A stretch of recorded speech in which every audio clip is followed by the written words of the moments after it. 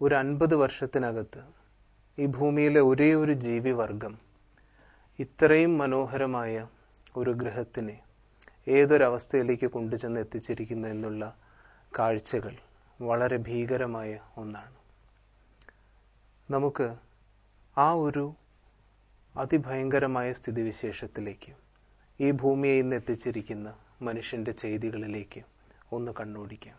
സ്വന്തം കാര്യത്തിന് വേണ്ടിയിട്ട് ഏത് അവസ്ഥയിലേക്കും ഈ ഭൂമിയെ കൊണ്ടുപോകാൻ അനേക കോടി ജീവികൾക്ക് ആവാസ വ്യവസ്ഥിതി ഒരുക്കിയിരിക്കുന്ന ഈ ഭൂമിയെ സ്വന്തം സ്വാർത്ഥ താല്പര്യങ്ങൾക്ക് വേണ്ടി ഏത് ചൂഷണത്തിനും തയ്യാറാവാൻ മനുഷ്യനെന്ന് യാതൊരു മടിയുമില്ല. മനുഷ്യൻ്റെ ഈ ചൂഷണത്തിൻ്റെ ഏറ്റവും പുതിയ നാൾവഴികളിലൊന്നാണ് ഭൂമിയുടെ സമ്പത്തായിട്ടുള്ള മരങ്ങളെ നിഷ്കരുണം നശിപ്പിച്ചുകൊണ്ടിരിക്കുക. ചിത്രത്തിൽ നമുക്ക് കാണാൻ സാധിക്കുന്നുണ്ട് എത്രത്തോളാണ് 1950 മുതൽ 2020 വരെയുള്ള സമയം നമ്മൾ നോക്കുമ്പോൾ എത്രത്തോളാണ് മനുഷ്യൻ ഈ ഭീകരമായിട്ടുള്ള ചൂഷണം നടത്തിക്കൊണ്ടിരിക്കുന്നത്. ഓരോ വർഷവും നമുക്ക് കാണാൻ കഴിയും 13 മില്യൺ ഹെക്ടർ വനഭൂമി നശിച്ചുകൊണ്ടിരിക്കുകയാണ് മനുഷ്യൻ്റെ സ്വാർത്ഥ താല്പര്യങ്ങൾക്ക് വേണ്ടി മാത്രം. ഓരോ ദിവസവും അത് 35,616 ഹെക്ടറാണ്. ഓരോ മണിക്കൂറിലും 25 ഹെക്ടർ വീതം. ഓരോ 2 സെക്കൻഡ് കൂടുമ്പോഴും ഓരോ ഹെക്ടർ വനം ഭൂമിയിൽ നിന്നില്ലാതായിക്കൊണ്ടിരിക്കുകയാണ്. ഈ ഭീകരമായിട്ടുള്ള ചൂഷണം നമുക്കറിയാം. വ്യവസായങ്ങൾ നമുക്ക് ആവശ്യമുണ്ട്. നമുക്ക് കൂടുതൽ സാധനങ്ങൾ വേണം, ഉൽപ്പന്നങ്ങൾ വേണം. മനുഷ്യൻ ഉപഭോക്തൃ സംസ്കാരത്തിൻ്റെ പിന്നാലെയാണിപ്പോൾ. പക്ഷെ എത്രത്തോളം നമുക്കിത് കൂടുതലായിട്ട് വ്യവസായങ്ങൾ ഉണ്ടാവുന്നു, നമ്മൾ ചിന്തിക്കണം. നമ്മൾ ഭൂമി എത്രത്തോളാണ് മലിനീകരിക്കുന്നത്. ഭൂമിയെ മലിനീകരിക്കുന്ന മനുഷ്യൻ എന്ന ഒരൊറ്റ ജീവിവർഗം മാത്രമാണെന്നാണ് പറയുന്നത്. ഏതൊക്കെ രീതിയിലാണ് ജലത്തിനെ മലിനീകരിക്കുന്നതെന്ന് നമുക്ക് നോക്കാം. വ്യവസായശാലകളിൽ നിന്ന് നേരിട്ടുള്ള ഈ ഭീകരമായിട്ടുള്ള രീതിയിലുള്ള ജലമലിനീകരണം നമ്മുടെ ജലസ്രോതസ്സുകൾ എത്രയാണ് കേടുവരുത്തിക്കൊണ്ടിരിക്കുന്നത്. ഏറ്റവും കൂടുതൽ മലിനീകരണം നടക്കുന്നത് ടെക്സ്റ്റൈൽ ഇൻഡസ്ട്രിയിൽ നിന്നാണെന്ന് പറയുന്നു. നമുക്ക് വസ്ത്രങ്ങളെ നിറം പിടിപ്പിക്കാനും അതിൻ്റെ ട്രീറ്റ്മെൻറ്റിനും വേണ്ടിയിട്ട് 72 കെമിക്കലുകൾ മനുഷ്യൻ ഉപയോഗിക്കുന്നു എന്നാണ് കണക്കാക്കിയിരിക്കുന്നത്. ഈ കെമിക്കലുകൾ മുഴുവൻ നേരെ പോകുന്നത് നമ്മുടെ ജലാശയങ്ങളിലേക്കാണ്. നമ്മൾ നോക്കണം, കടൽ ജീവികൾ മനുഷ്യൻ്റെ ജീവിതത്തിനെ വളരെയധികം സപ്പോർട്ട് ചെയ്യുന്ന കടലിലെ വിഭവങ്ങളെ മനുഷ്യൻ തന്നെ നശിപ്പിച്ചുകൊണ്ടിരിക്കുന്ന അവസ്ഥയിലേക്ക് വന്നുകൊണ്ടിരിക്കുന്നു. പ്ലാസ്റ്റിക് മാലിന്യങ്ങൾ ശേഖരിച്ച് വിൽക്കുന്നത് പല രാജ്യങ്ങളിലും അവരുടെ തൊഴിലാണ്. കുട്ടികൾ പലപ്പോഴും വളരെയധികം വിഷം നിറഞ്ഞിട്ടുള്ള ജലാശയങ്ങളിൽ പോയി പ്ലാസ്റ്റിക് മാലിന്യം പെറുക്കിയെടുത്ത് ആശുപത്രികളിൽ എത്തുന്നത് രോഗികളായിട്ട് മാറുന്ന നിത്യസംഭവമാണ്. 3-ൽ ഒരാൾക്ക് ഈ ഭൂമിയിൽ ശുദ്ധജലം കുടിക്കാൻ കിട്ടുന്നില്ല എന്നാണ് പറയുന്നത്. നമ്മൾ ആലോചിക്കണം, 700 കോടി വരുന്ന മനുഷ്യരിൽ 3-ൽ ഒരാൾക്ക് ശുദ്ധജലം ഇല്ല. അർത്ഥം 150 കോടിയോളം മനുഷ്യർ ഈ ഭൂമിയിൽ ശുദ്ധജലം കിട്ടാതിരിക്കുന്നു. 52 മടങ്ങാണ് വായു മലിനീകരണത്തിൻ്റെ തോത് വർദ്ധിച്ചിരിക്കുന്നത്. അനുവദനീയമായതിൻ്റെ 52 ഇരട്ടി വായു മലിനീകരണം നടന്നുകൊണ്ടിരിക്കുന്നു. ഏതൊക്കെ രീതിയിലാണെന്ന് നമുക്കറിയാം. വ്യവസായശാലകളിൽ നിന്ന് പോകുന്ന പുക അത് അന്തരീക്ഷത്തിലെ നീരാവിയുമായി ചേർന്ന് വളരെ ഭയങ്കരമായ രാസപ്രവർത്തനങ്ങൾ നടന്ന ആസിഡ് മഴയായിട്ട് പെയ്തുകൊണ്ടിരിക്കുന്നു. അത് നമ്മുടെ ജലാശയങ്ങളെ കേടുവരുത്തിക്കൊണ്ടിരിക്കുന്നു. വാഹനങ്ങളിൽ നിന്ന് പോകുന്ന കാർബൺ മോണോക്സൈഡ് അത് അന്തരീക്ഷത്തിനെ മലിനീകരിച്ചുകൊണ്ടിരിക്കുന്നു. മനുഷ്യൻ പുറത്തുവിട്ടുകൊണ്ടിരിക്കുന്ന കാർബൺ ഡൈ ഓക്സൈഡ് അതിൻ്റെ അളവ് ക്രമാതീതമായിട്ട് വർദ്ധിച്ചുകൊണ്ടിരിക്കുന്നു. നമ്മുടെ ഭൂമിയെ താങ്ങി നിർത്തുന്ന, ജീവനെ താങ്ങി നിർത്തുന്ന മണ്ണ്, എത്രയോ കോടാനുകൂടി ജീവികളെ താങ്ങി നിർത്തുന്ന മണ്ണിനെ മനുഷ്യൻ എത്രത്തോളം കേടുവരുത്തിക്കൊണ്ടിരിക്കുന്നു എന്നുള്ളത് നമുക്ക് മനസ്സിലാക്കാൻ കഴിയും. മണ്ണിനെ എത്രത്തോളം പ്ലാസ്റ്റിക് എന്ന ഒരൊറ്റ വസ്തു, പ്ലാസ്റ്റിക് കണ്ടുപിടിച്ചപ്പോൾ മനുഷ്യൻ കരുതി മനുഷ്യൻ്റെ എല്ലാ പ്രശ്നത്തിനുള്ള പരിഹാരമായി എന്ന്. പക്ഷേ പ്ലാസ്റ്റിക് വന്നതിന് ശേഷം ഇന്ന് ഭൂമിയിൽ മനുഷ്യൻ ഉപയോഗിക്കുന്ന എല്ലാ പ്ലാസ്റ്റിക്കും ഇന്നത്തോടുകൂടി അവസാനിപ്പിക്കുകയാണെങ്കിൽ, പ്ലാസ്റ്റിക്കിൻ്റെ ഉപഭോഗം പൂർണ്ണമായിട്ട് അവസാനിപ്പിക്കുകയാണെങ്കിൽ, ഇപ്പോൾ ഉള്ള പ്ലാസ്റ്റിക്കിൻ്റെ ദൂഷ്യവശങ്ങൾ ഇല്ലാതാവാൻ തന്നെ ഇനി ഒരു 75 വർഷം കൂടി എടുക്കുമെന്നാണ് കണക്കാക്കിയിരിക്കുന്നത്. പക്ഷെ നമുക്കറിയാം, ചില പ്ലാസ്റ്റിക് കവറുകൾ ഒഴിവാക്കുക എന്നുള്ളതിൽ മാത്രം നമ്മുടെ പ്ലാസ്റ്റിക്കിൻ്റെ ഉപയോഗം കുറയ്ക്കുന്നത് നമ്മൾ ചുരുക്കിയിരിക്കുകയാണ്. ബാക്കി ഏതൊക്കെ രീതിയിൽ പ്ലാസ്റ്റിക് നമ്മൾ ഉപയോഗിക്കുന്നു, ഇതെല്ലാം ഒരിക്കലും വിഘടിക്കാത്ത ഈ വസ്തു മണ്ണിനെ എന്തൊക്കെ രീതിയിലാണ് കേടുവരുത്തിക്കൊണ്ടിരിക്കുന്നത്. ഇലക്ട്രോണിക് മലിനീകരണം, ഭീകരമായിട്ടുള്ള രീതിയിലുള്ള ഉപഭോഗ സംസ്കാരം വളർന്നുകൊണ്ടിരിക്കുമ്പോൾ കമ്പ്യൂട്ടർ മോണിറ്ററുകൾ, നമുക്കറിയാം എത്രത്തോളം നമ്മൾ കമ്പ്യൂട്ടർ കൂടുതൽ ഉപയോഗിക്കുന്ന ഈ മോണിറ്ററിൻ്റെ ഉള്ളിൽ നിന്ന് വരുന്ന ലെഡിൻ്റെ പ്രസരണം മാരക രോഗങ്ങൾക്കിടയായിട്ട് മാറുന്നു. ആശുപത്രികളിൽ നിന്ന് പുറന്തള്ളുന്ന ബയോമെഡിക്കൽ മാലിന്യം എത്രത്തോളം ബുദ്ധിമുട്ട് മനുഷ്യനുണ്ടാക്കുന്നു. പലയിടങ്ങളിലും നമ്മൾ കാണാറുണ്ട് ശരീരാവശിഷ്ടങ്ങൾ അതേപോലെ പ്രോപ്പറായിട്ടുള്ള ഡിസ്പോസൽ ഇല്ലാതെ അതേപോലെ കൊണ്ടിടുന്ന തരത്തിലുള്ള മലിനീകരണം നമ്മൾ ആശുപത്രികളിൽ നമുക്ക് ചെന്ന് നോക്കിയാൽ കാണാൻ സാധിക്കും. മനുഷ്യൻ്റെ ഈ ചെയ്തികൾ, ഈ ഭീകരമായിട്ടുള്ള വനനശീകരണവും ഈ ചെയ്തികളും ഭൂമി ഇന്നൊരു അഗ്നിഗോളമാക്കി മാറ്റിക്കൊണ്ടിരിക്കുകയാണ്. ഇതിനെ ശാസ്ത്രജ്ഞന്മാർ ആഗോള താപനം എന്നാണ് പറയുന്നത്. ആഗോള താപനം മൂലം ബുദ്ധിമുട്ടുണ്ടാകുന്നത് മനുഷ്യർക്ക് മാത്രമല്ല, ലോകത്തിലെ എല്ലാ ജീവിവർഗങ്ങളും ഇതിൻ്റെ ബുദ്ധിമുട്ട് അനുഭവിച്ചുകൊണ്ടിരിക്കുന്നു. എന്തൊക്കെയാണ് ആഗോള താപനം മൂലമുണ്ടാകുന്ന ബുദ്ധിമുട്ടുകൾ? നമുക്കതിലേക്കൊന്ന് കണ്ണോടിച്ച് നോക്കാം. ഭൂമിക്ക് മേലൊരു കുട പോലെ പ്രവർത്തിക്കുന്ന ഓസോൺ മനുഷ്യൻ ഉപയോഗിക്കുന്ന ക്ലോറോ ഫ്ലൂറോ കാർബൺ എന്നുള്ള ഒരൊറ്റ രാസവസ്തുവിൻ്റെ പ്രവർത്തനം കൊണ്ട് വിഘടിക്കുകയാണ്. അങ്ങനെ ഓസോണിൽ വലിയ പാളികൾ ഉണ്ടാവുന്നു. സൂര്യനിൽ നിന്നുള്ള വികിരണം ഭൂമിയിലേക്ക് നേരെ പതിക്കുന്നു. ആ പതിക്കുന്ന ഇൻഫ്രാറെഡും അൾട്രാ വയലറ്റും മാരകമായിട്ടുള്ള രോഗങ്ങൾക്ക് കാരണമായി മാറുന്നു. കൂടുതൽ ചുഴലിക്കാറ്റുകൾ, ആ സമുദ്ര നിരപ്പിലുള്ള താപത്തിലുണ്ടാവുന്ന വ്യത്യാസം കൂടുതൽ ചുഴലിക്കാറ്റുകൾക്ക് രൂപം നൽകുകയാണ്. അമേരിക്കയിൽ ഇത് 2004-ലും 2005-ലും കത്രീന പോലെയുള്ള സംഭവങ്ങൾ നമ്മൾ ഓർക്കുന്നുണ്ടായിരിക്കും. അടുത്ത പ്രതിസന്ധി മനുഷ്യൻ ആഗോളതാപനം എന്നുള്ള ഒരൊറ്റ കാരണം കൊണ്ട് മനുഷ്യനുണ്ടായത് ക്ഷാമത്തിൻ്റെയും പട്ടിണിയുടെയും അളവ് കൂടിക്കൊണ്ടിരിക്കുകയാണ്. യൂറോപ്പിലും ആഫ്രിക്കയിലും ഇനി ഭീകരമായിട്ടുള്ള പട്ടിണിയുടെ നാളുകൾ വരാനിരിക്കുന്നു എന്ന് ശാസ്ത്രജ്ഞന്മാർ നേരത്തെ കണക്കാക്കിയിരിക്കുന്നു.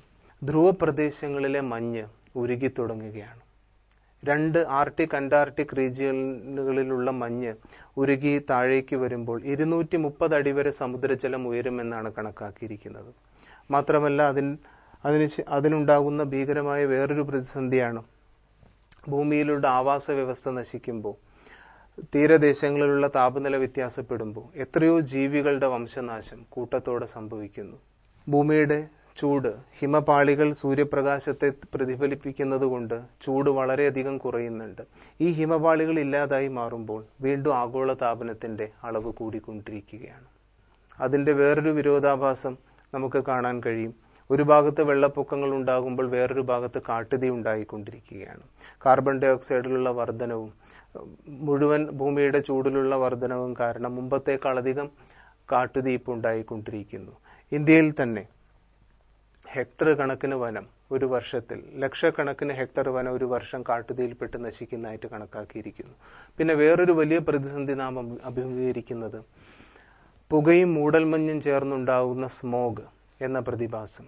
ഇത് ആഗോളതാപനത്തിൻ്റെ നേരിട്ടുള്ള ഒരു ഭാഗമാണ്. ഈ സ്മോഗിൽപ്പെട്ട് നഗരപ്രദേശങ്ങളിലുള്ളവർ പലപ്പോഴും അവരുടെ ജീവഹാനി തന്നെ ഉണ്ടായിക്കൊണ്ടിരിക്കുന്നുണ്ട്. മരുഭൂമികളുടെ വികാസം, ഇതാണ് ആഗോളതാപനം ഉണ്ടാക്കുന്ന ഏറ്റവും വലിയ പ്രതിസന്ധികളിലൊന്ന്. സഹാറ മരുഭൂമി തന്നെ കഴിഞ്ഞ കുറച്ച് വർഷങ്ങൾ കൊണ്ട് വളരെയധികം ഏക്കർ കണക്കിന് വിസ്തൃതി കൂടിക്കൊണ്ടിരിക്കുന്നതായിട്ട് കണക്കാക്കിയിരിക്കുന്നു. ഈ അവസ്ഥയിൽ തുടർന്നാൽ ശാസ്ത്രജ്ഞന്മാർ പറയുന്നത് 20 വർഷത്തിനുള്ളിൽ ഭൂമിയിൽ ഏറിയ ഭാഗവും മരുഭൂമിയായിട്ട് മാറുമെന്നാണ്. വീണ്ടും ആഗോളതാപനത്തിൻ്റെ തന്നെ വേറൊരു പ്രത്യേകതയാണ് സുനാമികളുടെ എണ്ണത്തിലുണ്ടാകുന്ന വർധനവ്. കാരണം ഈ ഹിമപാളികൾ ഭൂമിയിൽ വലിയ സമ്മർദ്ദം ഉണ്ടാക്കുന്നുണ്ട്. ഈ ഉണ്ടാക്കുന്ന സമ്മർദ്ദം ഭൂമിക്കടിയിലുള്ള ശിലാഫലകങ്ങളെ അവിടെ തന്നെ ചേർത്ത് നിർത്തുകയാണ്. എന്നാൽ മഞ്ഞുരുകി ഈ ശിലാഫലകങ്ങൾ ഇല്ലാതെയാവുമ്പോൾ ഭൂമിക്കടിയിലുള്ള ശിലാഫലകങ്ങൾ കൂടുതൽ ഇളകുന്നു. ഈ ടെക്ടോണിക് പ്ലേറ്റുകൾ ഇളകുന്നത് കാരണം സുനാമികൾ കൂടുതലായി ഉണ്ടായിക്കൊണ്ടിരിക്കുന്നു. ഇനി അടുത്തൊരു സുനാമി താങ്ങാൻ ഒരു പക്ഷേ മാനവവംശത്തിന് കെൽപ്പുണ്ടാവുകയില്ല എന്നാണ് പറയുന്നത്. വീണ്ടും നമ്മൾ നോക്കിയാൽ നമുക്ക് കാണാൻ കഴിയും പ്രകൃതിക്ഷോഭങ്ങളിൽ ഉണ്ടാകുന്ന അഭൂതപൂർവമായ വർധനവ്. കുറച്ച് വർഷങ്ങൾക്ക് മുമ്പ്, ഒരു 50 വർഷം മുമ്പ് ഉണ്ടാകുന്ന ഒരു ചെറിയ ഉരുൾപൊട്ടൽ വരെ വളരെയധികം വാർത്താ പ്രാധാന്യം നേടിയിരുന്നുവെങ്കിൽ ഇന്ന് നമ്മൾ നേരത്തെ കേട്ടിട്ടുള്ള ജപ്പാനിലെ സുനാമിക്ക് ശേഷം 26 മേജർ പ്രകൃതിക്ഷോഭങ്ങൾ ഉണ്ടായി എന്നാണ് കണക്കാക്കിയിരിക്കുന്നത്. മേജർ എന്ന ഗണത്തിൽപ്പെടുത്താവുന്ന 26 പ്രകൃതിക്ഷോഭങ്ങൾ ഉണ്ടായിരിക്കുന്നു. പക്ഷേ ഇത് വലിയ മാധ്യമ ശ്രദ്ധ നേടുന്നില്ല. എന്തുകൊണ്ട്? കാരണം ഇത് നിത്യസംഭവമായിട്ട് മാറിക്കൊണ്ടിരിക്കുകയാണ്. പ്രകൃതിക്ഷോഭങ്ങൾ, ഈ ഭൂമിക്കടിയിലെ മാഗ്മ വലിയ മർദ്ദവ്യത്യാസം കാരണം ഭൂമിയിലെ എവിടെ വിള്ളലുകൾ ഉണ്ടാവുന്നു, അതിലൂടെ തള്ളിക്കയറുന്ന ഒരവസ്ഥ. ഇത് ആഗോളതാപനത്തിൻ്റെ നേരിട്ടുള്ള ഒരു പ്രത്യാഘാതമാണ്. അതിഭീകരമായ തണുപ്പ്, സാധാരണ വിൻ്റർ സീസൺ അല്ലാതെ തീരപ്രദേശങ്ങളിൽ ഈ ആഗോളതാപനം മൂലമുണ്ടാകുന്ന വ്യതിയാനം കാരണം കോൾഡ് വേവ് അഥവാ ശൈത്യ തരംഗം എന്നുള്ള പ്രതിഭാസം. കഴിഞ്ഞ 2 വർഷങ്ങൾക്ക് മുമ്പ് ഇംഗ്ലണ്ടിൽ 150ഓളം പേർക്ക് ശൈത്യ തരംഗത്തിൽപ്പെട്ട് ജീവൻ നഷ്ടപ്പെടുകയുണ്ടായി. വീണ്ടും ആഗോളതാപനത്തിൻ്റെ തന്നെ വേറൊരു പ്രത്യാഘാതം, വനങ്ങൾ നശിച്ചുകൊണ്ടിരിക്കുന്ന സമയത്ത് മൃഗങ്ങളുടെ ആവാസ വ്യവസ്ഥ നഷ്ടപ്പെടുമ്പോൾ മൃഗങ്ങൾ അവരുടെ ആവാസ വ്യവസ്ഥയിൽ നിന്ന് മാറി മനുഷ്യവാസ കേന്ദ്രങ്ങളിലേക്ക് ഇറങ്ങി വരുന്നത് ഇപ്പം നമ്മുടെ നാട്ടിൽ ധാരാളമായിട്ട് മൃഗങ്ങളുടെ ആക്രമണം കൂടുതലായിട്ട് മനുഷ്യനെ നേരിടേണ്ടി വരുന്നു. ഇതും മനുഷ്യനുണ്ടാക്കി വെച്ച പ്രതിസന്ധിയുടെ ഒരു പ്രത്യാഘാതം തന്നെയാണ്. നമുക്ക് നോക്കാം. ഒരൊറ്റ ജീവിവർഗം, ഇതിനെല്ലാം ഉത്തരവാദിയായിട്ടുള്ള ഒരൊറ്റ ജീവിവർഗം, ഈ ഗ്രഹത്തിൻ്റെ പരിസ്ഥിതി സന്തുലനത്തെ ഒരു അല്പം പോലും കണക്കാക്കാത്ത ഒരേ ഒരു ജീവിവർഗം, അഹങ്കാരം, ദേഷ്യം അല്ലെങ്കിൽ വെറുപ്പ് തുടങ്ങിയ വികാരങ്ങൾ പ്രകടിപ്പിക്കാൻ കഴിവുള്ള ഒരേ ഒരു ജീവിവർഗം, മറ്റ് എല്ലാ ജീവികളുടെയും വംശത്തിന് നാശമുണ്ടാക്കാൻ കഴിയുന്ന ഒരേ ഒരു ജീവിവർഗം, സ്വന്തം വംശത്തിന് തന്നെ ഭീഷണി ഉയർത്തിക്കൊണ്ടിരിക്കുന്ന ഒരേ ഒരു ജീവിവർഗം. ഒരു നരവംശാസ്ത്രജ്ഞൻ പറഞ്ഞു, ഇന്ന് ഭൂമിയിലുള്ള പ്രാണികൾ, ആ പ്രാണികൾ എല്ലാവരും ഇന്ന് കൂട്ടത്തോടെ നശിക്കുകയാണെങ്കിൽ ഭൂമി വെറും 5 വർഷം കൊണ്ട് മരുഭൂമിയായി മാറും. ഭൂമിയിലുള്ള ജീവൻ മുഴുവൻ അവസാനിക്കും. അദ്ദേഹം വേറൊരു കാര്യം കൂടി പറഞ്ഞു, എന്തെങ്കിലും കാരണവശാൽ ഇന്ന് ഭൂമിയിൽ നിന്ന് ഒരൊറ്റ ജീവിവർഗം അപ്രത്യക്ഷമായാൽ, മനുഷ്യൻ എന്നുള്ള ഒരൊറ്റ ജീവിവർഗം അപ്രത്യക്ഷമാവുകയാണെങ്കിൽ 5 വർഷം കൊണ്ട് ഭൂമി അതിൻ്റെ എല്ലാ പ്രശ്നങ്ങളിൽ നിന്നും മുക്താവും. ഭൂമി വീണ്ടും അതിൻ്റെ ബാലൻസ് വീണ്ടെടുക്കും. ഇന്ന് ഭൂമിക്ക് വേണ്ടാത്തതായിട്ട് ഒരേ ഒരു ജീവിവർഗം മാത്രമേ ഉള്ളൂ. അതുകൊണ്ട് പ്രസിദ്ധ സ്വീഡിഷ് എഴുത്തുകാരനായിട്ടുള്ള ആക്സൽ മന്ദേ പറഞ്ഞു, ആ ചിത്രത്തിലേക്ക് നോക്കണം, ക്രൂരനും ദുഷ്ടനുമായിട്ടുള്ള മൃഗം കൂട്ടിനകത്തല്ല ഇരിക്കുന്നത്. ക്രൂരനും ദുഷ്ടനുമായ മൃഗം കൂട്ടിന് പുറത്താണ്. കൂടിനകത്ത് കാണുന്നത് പ്രകൃതിയുടെ നിയമങ്ങളെല്ലാം പാലിച്ചുകൊണ്ടിരിക്കുന്ന ഒരു സാധുജീവിയാണ്. ദുഷ്ടമൃഗം ഈ ഭൂമിയിലെ ഒരേ ഒരു വേട്ടക്കാരൻ, മറ്റെല്ലാവരും ഇരകളാണ്. മനുഷ്യൻ എന്ന ഒരൊറ്റ ജീവിവർഗമായിട്ട് മാറിയിരിക്കുകയാണ്. അങ്ങനെയുള്ള ആ ജീവിവർഗം ഇപ്പോൾ എന്താണ് ചെയ്തുകൊണ്ടിരിക്കുന്നത്?